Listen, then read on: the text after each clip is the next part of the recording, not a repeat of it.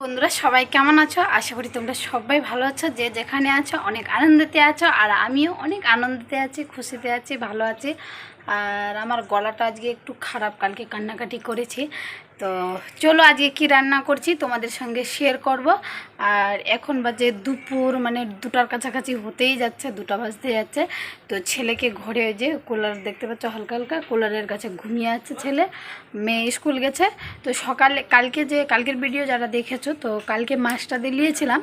তো কালকের মাছটা ফ্রিজ থেকে আজকে বাইর করে ভাজে আর ভাত রান্না করে, মাছ ভাজা আর ভাত আলু সিদ্ধ ওগুলো খাইয়ে মেয়েকে স্কুল পাঠিয়ে দিয়েছি। আর এখন আমি একটা ভিডিও ছিল, তো কালকে আলাদা ভিডিও দিয়ে দিয়েছিলাম, তো আমার কাজের ভিডিওটা দেওয়া যায়নি, মানে এডিট করতে পারিনি। তো কালকের ভিডিওটা আজকে এডিট করলাম যে দুপুরবেলা, তো ওই কারণে মাছের তরকারিটা রান্না করতে দেরি হলো। তো আমি এখনও খাইনি, মানে সকালে খেয়েছিলাম মুড়ি, মানে ভাত খাইনি, দুপুরবেলার ভাত খাইনি। যেহেতু এখন মাছের তরকারিটা রান্না করে নেব, মেয়ে ততক্ষণ স্কুল থেকে চলে আসবো, তো একসঙ্গে দু মা বেটি খেয়ে নেব। ওই কারণে একটু রান্নাটা দেরি করলাম, যেহেতু ভিডিওটা এডিট করতে 1-1.5 ঘন্টা লেগেই যায়। আর এখন রান্না করে কাপড় চোপড় রোদ্রে আছে, ওগুলো কাপড়গুলো উঠাবো। ছেলের কাপড় ছেলের জায়গায় রাখবো, মেয়ের কাপড় মেয়ের জায়গায় রাখবো, আমার কাপড় আমার জায়গায় রাখবো। যেহেতু আজকে এগুলোই কাজ নিয়ে আসলাম, তো চলো কীরকম মাছ রান্না করছি তোমাদের সঙ্গে এটাই দেখাবো। তো চলো রান্না দেখাই তোমাদেরকে। মাছের তরকারিটা করব, তার জন্য মাছের তরকারির জন্য নিয়ে নিলাম মশলা, আদা, একটু হালকা সর্ষে বাটা, যেহেতু মাছের তরকারিতে সর্ষে বাটা সব থেকে বেটার। তো আর রসুন পেঁয়াজ, একটা রসুন, 2টা পেঁয়াজ, হ্যাঁ 2টা রসুন 2টা পেঁয়াজ এরকম নিলাম। আর একটু মাছের তরকারি ঝাল ঝাল না হলে ফের ভাল লাগবে না, তার জন্য একটু লঙ্কাটা বেশি নিয়ে নিলাম।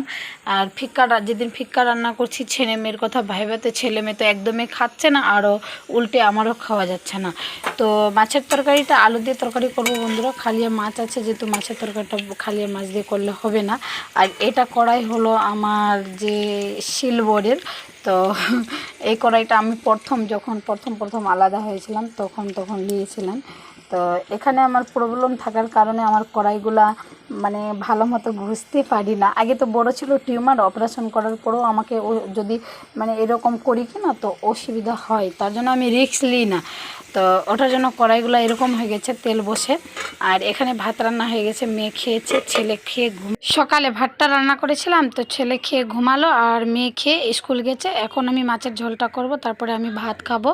তো ভাতটা খাবো মেয়ে আসার পরে, মেয়ে আসবে তারপরে মা বেটি একসঙ্গে খাবো, তোমাদেরকে একটু আগে বললাম। দেখো বন্ধুরা আমি মেহেন্দি লাগালাম হাতে, কেমন লাগছে আমার মেহেন্দিটা তোমরা কমেন্টে অবশ্যই জানাবে। বসে বসে টাইম পাস হচ্ছিল না, তো আমি দেখো মেহেন্দি লাগালাম। আর সন্ধ্যা কেটে গেছে, সন্ধ্যা দিল মেয়ে, আমি দেইনি সন্ধ্যা।